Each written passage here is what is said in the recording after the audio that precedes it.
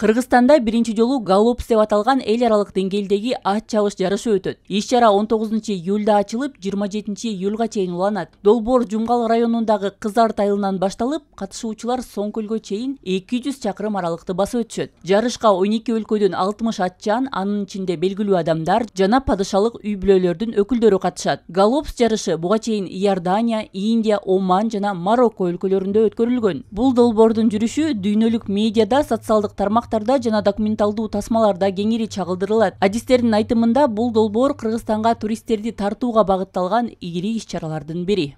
Туристтерди баягы салттуу эс алуудан тышкары кайсыгы бир окуялар менен мындай чакырып алсак, тартсак деген көптөгөн ойлор жана суроолор жаралууда.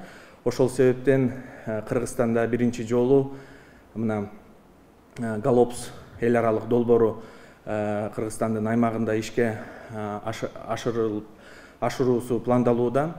Donc nous avons choisi le Kyrgyzstan. Бул жылы Кыргызстанды тандаганыбыздын себеби жаратылыштын өзгөчө кооздугу, элдин атчандыгына жакын болгону себеп болду. Ошондой эле бул долбоор ат сүйүүчүлөрдүн башын бириктире алат. Бул жарышка Кыргызстандан бир команда катышса, чет өлкөлүк катышуучулар да болот. Алар калган командаларды курайт. Жакшы жана жемиштүү мелдеш болот деп кубанып жатабыз.